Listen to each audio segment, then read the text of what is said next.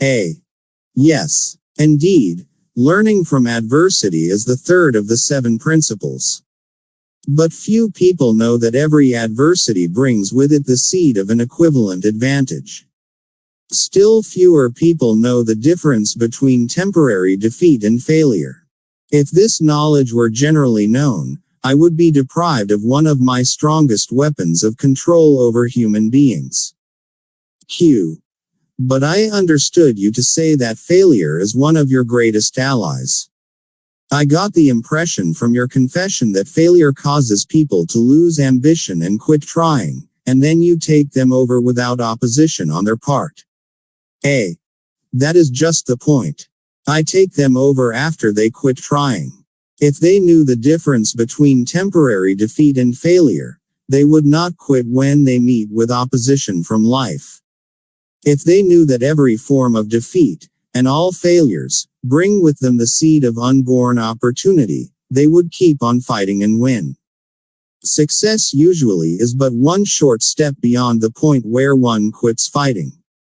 Q. Is that all one might learn from adversity, defeat, and failure? A. No, that is the least of what one might learn. I hate to tell you this, but failure often serves as a blessing in disguise because it breaks the grip of hypnotic rhythm and frees the mind for a fresh start. Q. Now we are getting somewhere. So you have confessed, at long last, that even nature's law of hypnotic rhythm can be and often is annulled by nature herself. Is that correct? A. No, that is not stating the matter accurately. Nature never reverses any of her natural laws. Nature does not take away a human being's freedom of thought through hypnotic rhythm. The individual gives up his freedom by abuse of this law. If a man jumped from a tree and was killed by the sudden impact of his body with the earth, through the law of gravity, you wouldn't say nature murdered him, would you? You would say the man neglected to relate himself properly to the law of gravity. Q.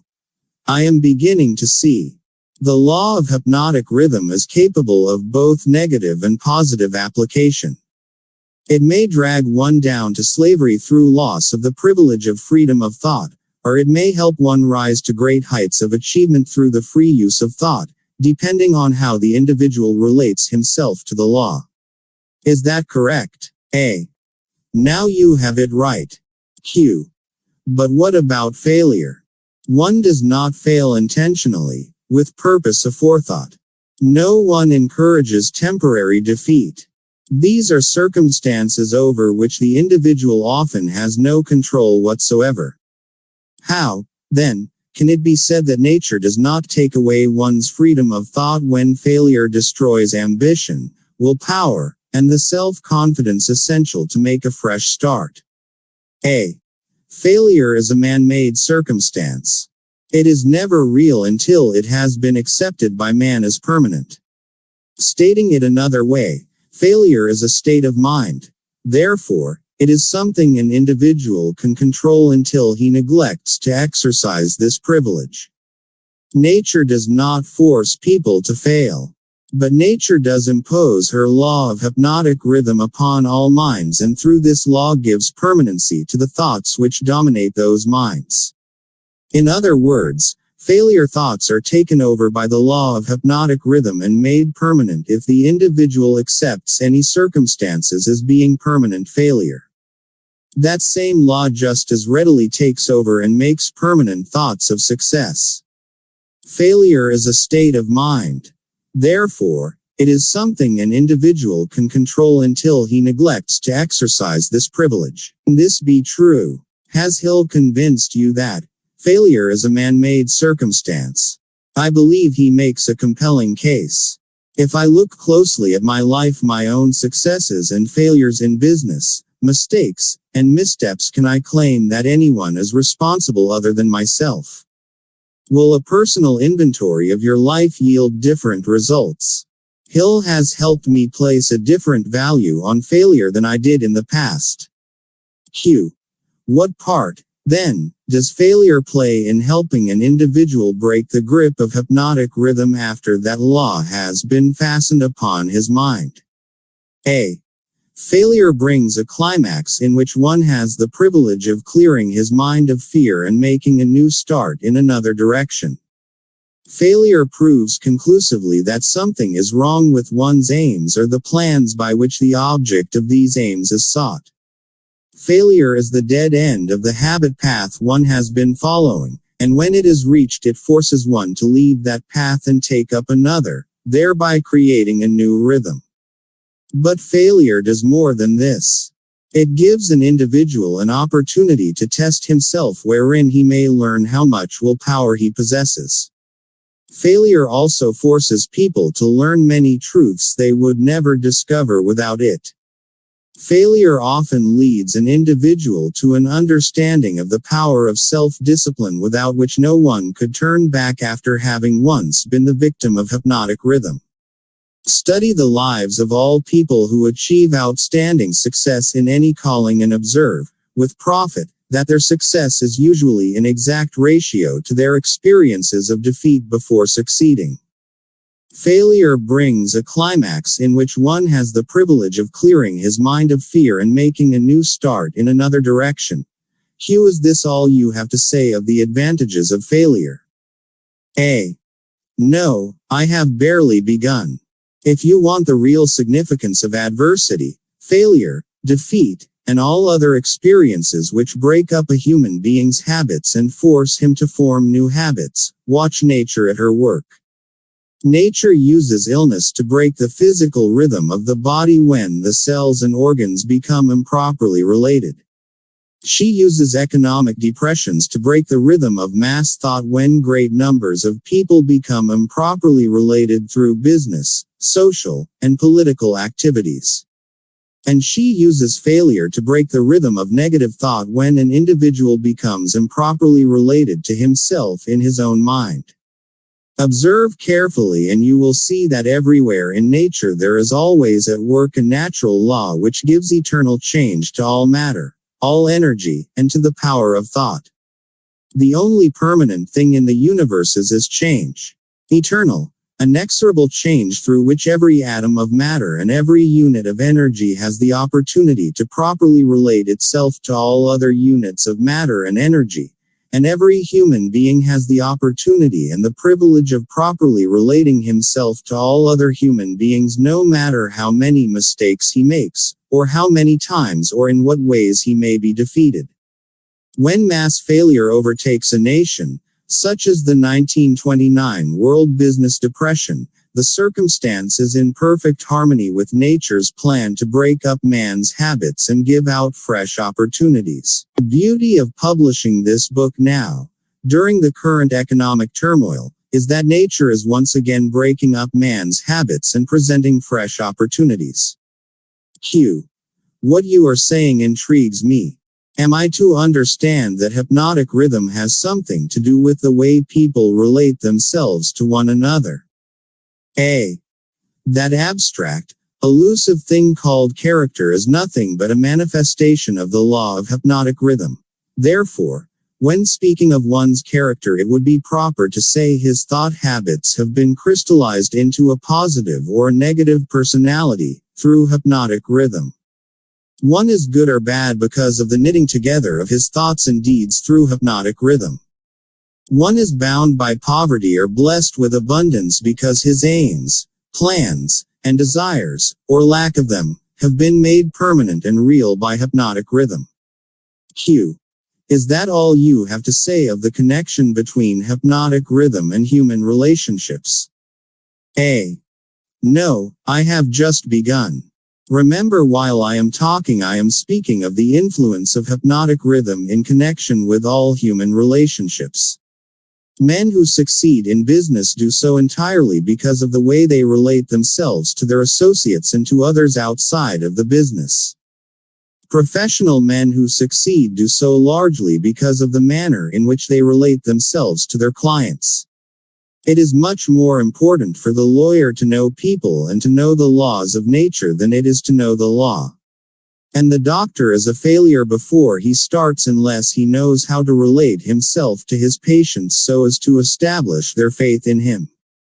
Marriage succeeds or fails entirely because of the manner in which the participants relate themselves to one another. Proper relationship in marriage begins with a proper motive for the marriage. Most marriages do not bring happiness because the contracting parties neither understand, nor attempt to understand, the law of hypnotic rhythm, through the operation of which every word they speak, every act in which they engage, and every motive by which they are inspired to deal with each other is picked up and woven into a web that entangles them in controversial misery or gives to them the wings of freedom through which they soar above all forms of unhappiness. Every newly made acquaintanceship between people ripens into friendship and then into spiritual harmony, sometimes called love, or plants a germ of suspicion and doubt which evolves and grows into open rebellion, according to the way in which the participants in the acquaintanceship relate themselves to one another. Hypnotic rhythm picks up the dominating motives, aims, purposes, and feelings of the contacting minds and weaves these into some degree of faith or fear, love or hatred. After the pattern has taken definite shape, as it does with time, it is forced upon the contacting minds and made a part thereof.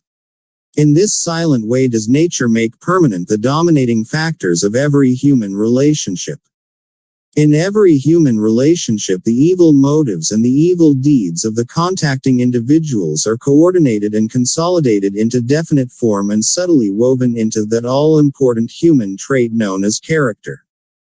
In the same manner, the motives and the deeds of good are consolidated and forced upon the individual.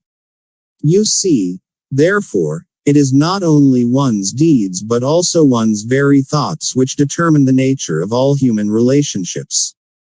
Q. You are leading into pretty deep water. Let's keep near the shore, where I can follow you without fear of getting beyond a safe depth. Go ahead and tell me how this subject of human relationships actually works in the current affairs of a problem-filled world such as we have today. Hey, that is a happy thought. But let me make sure you understand the principles I am telling about, before I try to show you how to apply them in the affairs of life. I wish to be sure you understand that the law of hypnotic rhythm is something that no one can control, influence, or evade. But everyone can relate himself to this law so as to benefit by its inexorable operation. Harmonious relationship with the law consists entirely of the individual changing his habits so they represent the circumstances and the things the individual wants and is willing to accept. No one can change the law of hypnotic rhythm any more than one can change the law of gravity, but everyone can change himself. Remember, therefore, in all the discussion of this subject that all human relationships are made and maintained by the habits of the individuals related. No one can change the law of hypnotic rhythm any more than one can change the law of gravity, but everyone can change himself. Have you ever tried to change someone else and only been frustrated when you realized you were not in control and therefore not succeeding? The law of hypnotic rhythm plays only the part of solidifying the factors which constitute human relationships, but it does not create those factors. Before we go further with the discussion of human relationships, I want you to get a clear understanding of the subconscious mind. The term, subconscious mind, represents a hypothetical physical organ which has no actual existence. The mind of man consists of universal energy, some call it infinite intelligence, which the individual receives, appropriates, and organizes in definite thought forms through the network of intricate physical apparatus known as a brain. These thought forms are replicas of various stimuli which reach the brain through the 5 commonly known physical senses and the 6th sense, which is not so well known. When any form of stimuli reaches the brain and takes the definite shape of thought, it is classified and stored away in a group of the brain cells known as the memory group. All thoughts of a similar nature are stored together so that the bringing forth of one leads to easy contact with all its associates. The system is very similar to the modern office filing cabinet, and it is operated in a similar manner. The thought impressions with which one mixes the greatest amount of emotion or feeling are the dominating factors of the brain because they are always near the surface at the top of the filing system, so to speak, where they spring into action voluntarily, the moment an individual neglects to exercise self-discipline. These emotion-laden thoughts are so powerful they often cause an individual to rush into action and indulge in deeds which have not been submitted to or approved by his reasoning faculty. These emotional outbursts usually destroy harmony in all human relationships. The brain often brings together combinations of emotional feelings so powerful they completely set aside the control of the reasoning faculty. On all such occasions, human relationships are apt to be lacking in harmony. Through the operation of the sixth sense, the brain of a human being may contact the filing cabinet of other brains and inspect at will whatever thought impressions are on file there. The condition under which one person may contact and inspect the filing cabinet of another person's brain is generally known as harmony. But you may better understand what is meant if I say brains attuned to the same rate of thought vibrations can easily and quickly exercise the privilege of entering and inspecting each other's filing cabinets of thoughts. In addition to receiving organized thoughts from the filing cabinets of other brains through the sixth sense, one can, through this same physical organ, contact and receive information from the universal storehouse known as infinite intelligence. All information reaching one's brain through the sixth sense comes from sources not easily isolated or traced. Therefore, this sort of information is generally believed to come from one's subconscious mind. The sixth sense is the organ of the brain through which one receives all information, all knowledge, all thought impressions which do not come through one or more of the five physical senses. Now that you understand how the mind operates, you will more easily understand how and why people come to grief through improper human relationships. You will also understand how human relationship may be made to yield riches in their highest form, riches in material, mental, and spiritual estates. Moreover, you will understand there can never be happiness except through understanding and application of the right principles of human relationships. You will understand, too, that no individual is an entity unto himself, that completeness of mind can be attained only by harmony of purpose and deed between two or more minds. You will understand why every human being should, of his own choice, become his brother's keeper in fact as well as in theory. Q. What you say may be true, but I still insist that you have me beyond safe depths of thought. Let us get back nearer to the shore, where I can wade in familiar water. We shall go out into the deeper water after we learn to swim well. We started out to discuss the subject of how to profit by adversity, but it seems we have drifted somewhat afield from that subject. A. We have detoured, but we have not drifted. The devil never drifts. The detour was necessary in order that you might be prepared to understand the most important part of this entire interview. We are now ready to get back to the discussion of the subject of adversity. Inasmuch as most adversities grow out of improper relationships between people, it seems important to understand how people may become properly related. Naturally, the question arises as to what is a proper relationship between people. The answer is that the proper relationship is one that brings to all connected with it, or affected by it, some form of benefit. The proper relationship is one that brings to all connected with it, or affected by it, some form of benefit.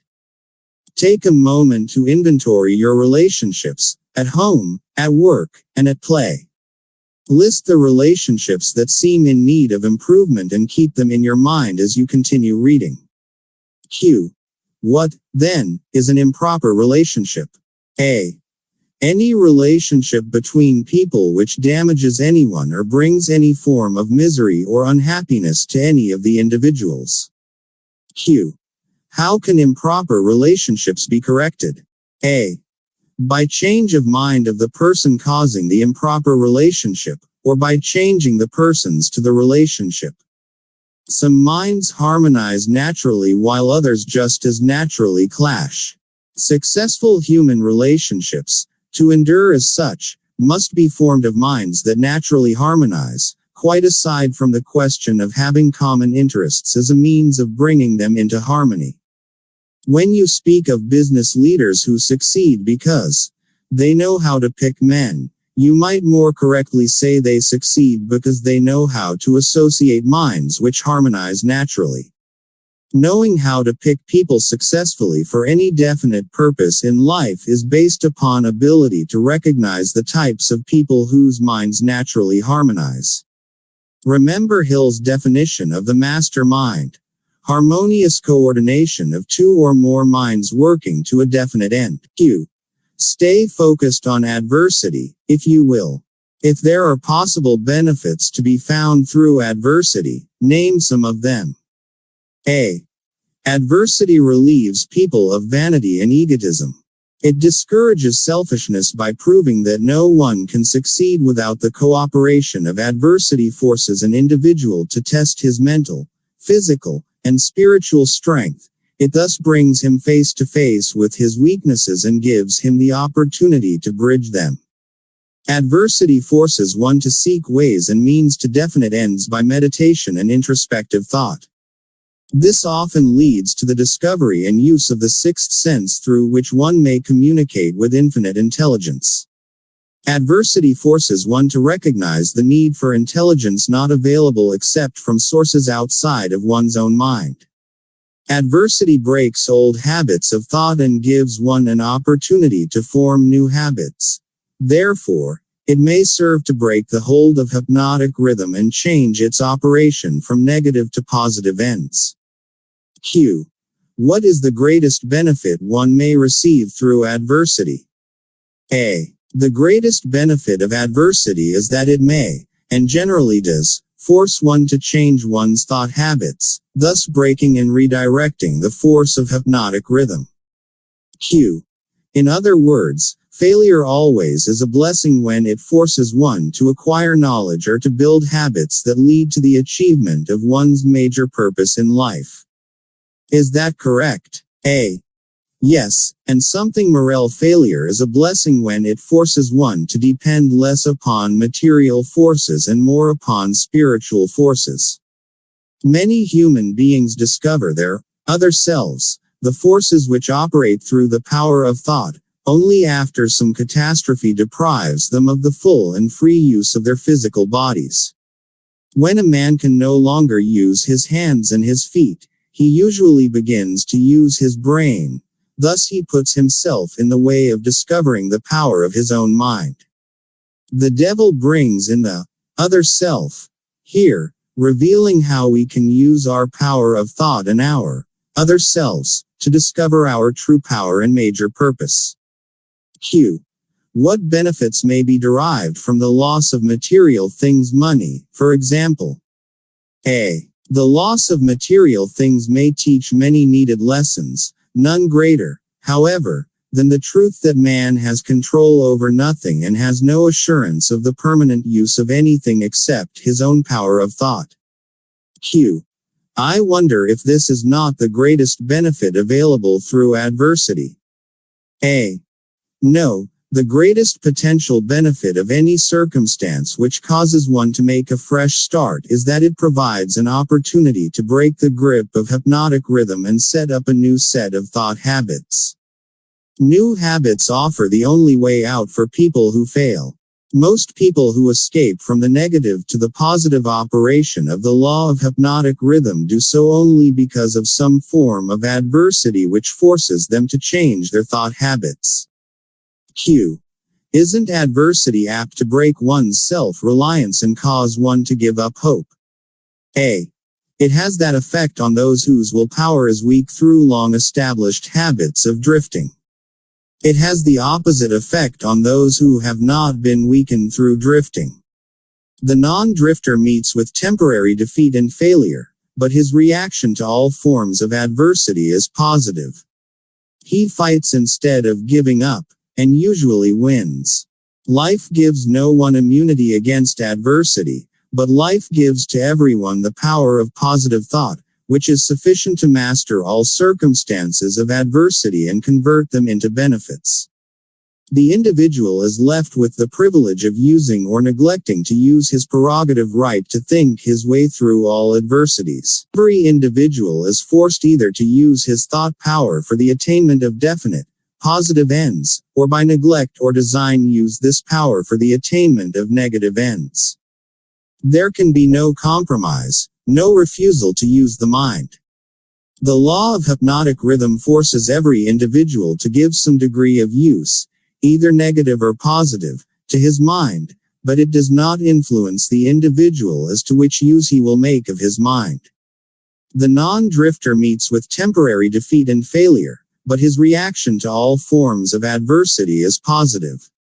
He fights instead of giving up, and usually wins. Do you remember a time when you felt like giving up, but didn't? My co-author and I expand this concept in our book 3 Feet from Gold, with stories of perseverance and never giving up from over 35 of today's top leaders, non-drifters of our time. Q. Am I to understand from what you say that every adversity is a blessing? A. No, I did not say that. I said there is the seed of an equivalent advantage in every adversity. I did not say there was the full-blown flower of advantage, just the seed. Usually the seed consists of some form of knowledge, some idea or plan, or some opportunity which would not have been available except through the change of thought habits forced by the adversity. Q. Are those all the benefits available to human beings through failure? A. No. Failure is used by nature as a common language in which she chastises people when they neglect to adapt themselves to her laws. For example, the World War was man-made and destructive. Nature planted in the circumstances of the war the seed of an equivalent reprimand in the form of a world depression. The depression was inevitable and inescapable. It followed the war as naturally as day follows night and by the operation of the self-same law, the law of hypnotic rhythm. Q. Am I to understand that the law of hypnotic rhythm is the same as that which Ralph Waldo Emerson called the law of compensation? A. The law of hypnotic rhythm is the law of compensation. It is the power with which nature balances negative and positive forces throughout the universes, in all forms of energy, in all forms of matter, and in all human relationships. Q. Does the law of hypnotic rhythm operate quickly in all instances? For example, does this law immediately bless one with the benefits of positive application of thoughts, or curse one immediately with the results of negative thoughts?